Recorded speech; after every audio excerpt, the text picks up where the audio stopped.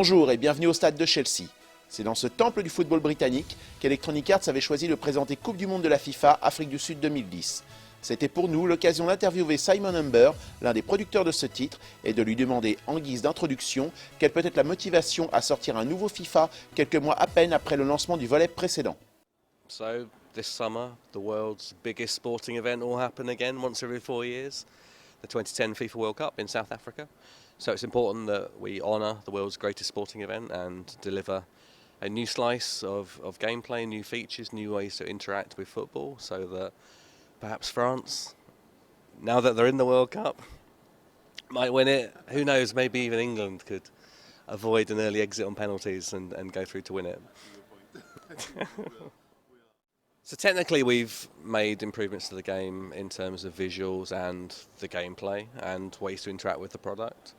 So visually this is the best looking football game we've produced to date. We've really captured the essence of the tournament in South Africa with beautiful new lighting. We looked at our lighting for players in the environment and thought we could make some improvements, so we deconstructed it, put it back together again, so everything now looks far shinier and sexier than it did before.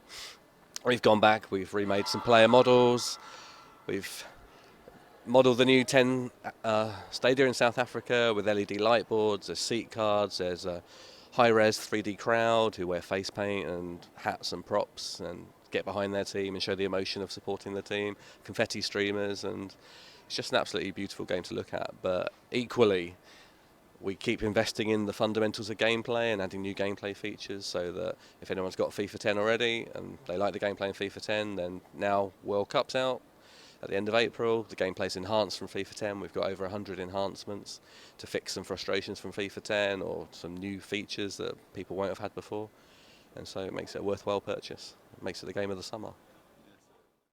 So how do we make a connection between the actual event in South Africa and the video game equivalent? Probably the most obvious candidate we have in the game is we have the entire World Cup finals from South Africa as an online game mode. So you can play through the group stage with the 3 matches, try to finish in the first 2 in the group, and then go into the knockout rounds. And if you make it through to the final and you win that match, you get to win the World Cup for yourself and see the trophy presentation. And it's an epic mode. It's a roller coaster ride. You know, to get out of the group, you probably need 5, 6, 7 points, and if you haven't got those points by the time you come to the 3rd match, then you have to keep an eye on what's happening in the other 3rd match in your group that's taking place at the simultaneous time. So we bring in score updates, which might mean you want to change your tactics from going all out for a win because you see this other team isn't winning, so you only need a draw.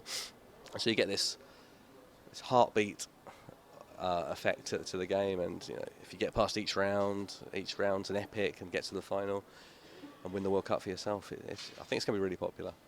Over the next few weeks we'll be talking more about other aspects of the game, and there could quite well be something to bring from FIFA 10 across the World Cup, but I couldn't possibly speculate at this stage.